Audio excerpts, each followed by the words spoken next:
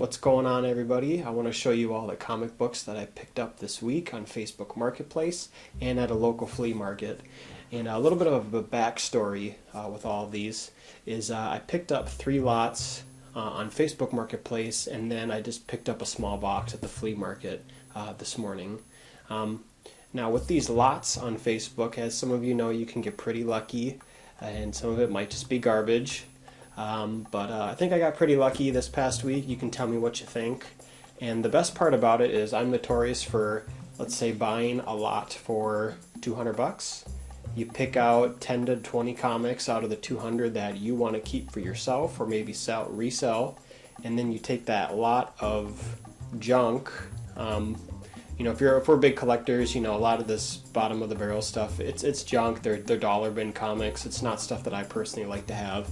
But I like to try to resell that, right? And so this week I spent $400 on Facebook Marketplace. I was able to resell most of it for about $350, and then keep what I wanted, which is this stack right here. So with this stack that we're going to go through when we turn the camera around, I paid 50 bucks for.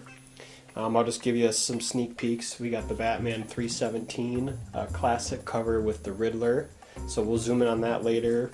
We got a G.I. Joe number 32. This is going to be first appearance of Ripcord. And then we got this big boy right here. It's going to be the first printing, Amazing Spider-Man 361.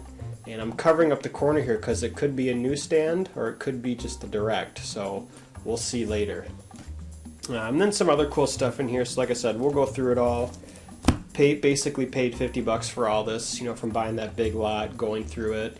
It takes some time, right? It takes a couple hours to go through things, price it up, find some gems that you didn't even know were worth, a pretty penny. So we'll go through that, and then, I included some of the comics from the flea market in this stack, and then on Marketplace I also was able to find some trade paperbacks. So we have some Punisher stuff here. I'll probably resell this. I'm not really a big Punisher guy, but they're in pretty good condition. It looks like it's a little bit of a set, and I think I could probably sell this locally for maybe 20 bucks, or maybe I'll put it on eBay. And then we got this really cool trade paperback. It's a Dark Horse. It's Fight Club 2, and this thing's pretty hard. This is retail price $29.99. I got each of these for $1. So this guy, he put them on Marketplace. I showed up. It was actually a garage sale, and I started talking to him, and he said the day before he had a big tub of comics that somebody came by, drove over an hour, paid 75 bucks. And I was pretty busy this weekend, and I'm a little disappointed that I didn't see the listing. I probably would have picked it up. But on a Sunday for a garage sale, usually it's almost picked over anyways, and I was pretty lucky to pick these up. So I'll probably resell all this. Like I said, not a big Punisher or Fight Club guy, but this is definitely probably worth something locally or definitely on eBay. So let's get right to it, and let's flip the camera around. Alright, let's get right to it. We have the Smurfs number 1.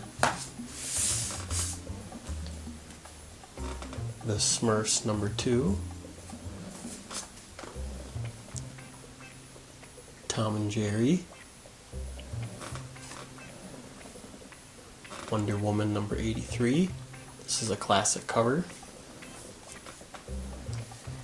This is a nice one. Green Lantern number 48. Really nice condition. Probably will get this one graded. And I know this is the first appearance of a new person becoming the Green Lantern. We got Flash number 91. This is a first appearance of some character. We have the Scarlet Witch number 2. This one's pretty popular lately. And Scarlet Witch number 1. We have Hardware number 11. This is a first appearance of some character. Now this one is pretty cool. I've actually never seen this one before. This is the Silver Surfer versus Dracula. And as you guys know, there's a new Blade movie coming out in a couple years where I think Dracula might be in it. And there's also going to be a new Fantastic Four movie. So I have some speculation about this could maybe turn into some sort of movie, or both of them facing off in a movie in the future. That would be pretty interesting. But yeah, I never knew this comic existed, and it's in pretty nice shape. We got the Ghost Rider Spirits of Vengeance #9. This is actually the first appearance of Vengeance. And I actually sold one of these. It was in pretty bad condition. I sold it actually in one of those lots, but this one's in great condition, so I feel like this one will be something to hold on to in the years to come. Alright, don't get too excited. This is not Amazing Spider-Man 129, but it is What If. And if you're living under a rock, What If is a new series on Disney Plus. Pretty popular so far. And this is what if the Punisher had killed Spider-Man. So this one I might get graded, and then I'll sell it afterwards. I'm not really a big Punisher guy. Alright, we got the Spider-Man Unlimited, #5. It's a first appearance of some character. I've always liked this cover, Infinity Gauntlet. Here we go, check this out. X-Men #42. Kind of rough shape. Now this one is interesting. You might even be able to find it on Facebook Marketplace still. So this guy, he had a lot of maybe 20 comics, and he only wanted like $100 for it, and I said, hey, how much for just this one? I got this one for $10, and low grade it's probably worth $25-30. But I've seen this one, you know, in a 9.8 go for over $1,000 on eBay. So, you know, all the old X-Men comics are going up in price right now, so I'll definitely keep this for the personal collection. It's got a little bit of a tear up there, but for $10 I couldn't beat it. Alright, we got the Amazing Spider-Man 167. This one I got at the flea market. I paid $3 for it. I probably overpaid, but The Island of Dr. Moreau. It's in very nice shape. I think that this is just one comic they made. It was a movie that came out. But as you know, in Hollywood, they like to remake a lot of old movies. So I wouldn't be shocked in maybe 5-10 years they'll make a movie about this. And then you never know, this comic could go up in price. So I was surprised at how great of condition this is in. This has got to be mid-60s, late 60s. I don't know, but I'll probably get this one graded because it's in just too nice of shape. Check this out. We got Radioactive Man, 2 copies. This is a Simpsons character, as you can tell. This is actually Bart Simpson's favorite comic books. I think in the shows this is what he likes to read. This is actually going up quite a bit in Key Collector, so I'll probably get both of those graded and then sell one of them and then keep one of them. Then we got the Bartman #1. Bart Simpson's Creepy Crawly Tales.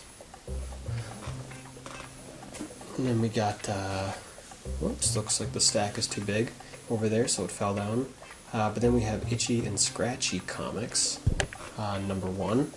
Alright, and then these next ones I actually picked up at a local comic shop. This is Kang #1. This is a variant issue. I think that's pretty cool. It has, it looks like these are maybe the Time Variance Authority. I don't know. But I really liked that cover and I had to pick it up. This is another Kang the Conqueror #1. This is a variant issue. It says variant edition up there at the top. And I thought this was kind of a cool cover compared to what Kang typically looks like. And then here is the standard Kang the Conqueror #1 issue. So, and I think Marvel is going into these comics and creating these because, as you all know from the end of the Loki episode, spoiler alert, it's pretty obvious it's Kang the Conqueror that's pulling all the strings, and I think in the years to come, even these issues that are coming out now are going to be huge and maybe worth a little bit in the future. So if you haven't, go out and get these. I think you'll be happy that you've held on to these after they start releasing more movies with Kang in the movies. And this one you may not recognize, but this is the new Urban Legends Batman #6. This is a variant cover. This is when Robin, the Robin, Batman and Robin, comes out as bisexual.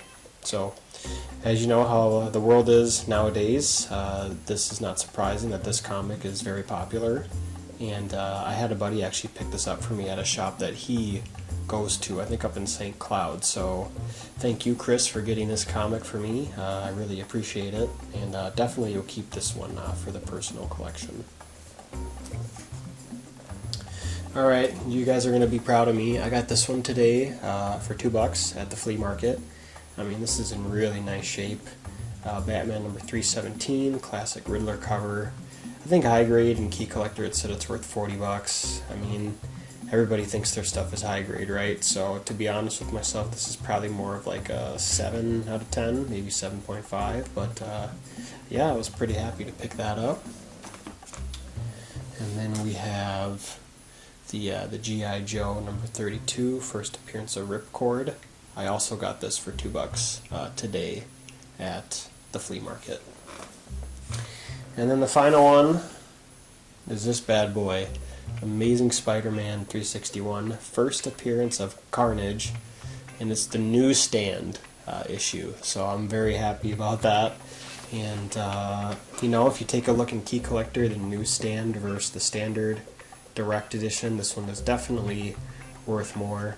Grade-wise, I would probably give it a 9 out of 10. I'm not going to say it's a 9.2, 9.4, 9.6. It's not, but overall, I think I did pretty good. So at the end of the day, I spent about $50 on all of these comics.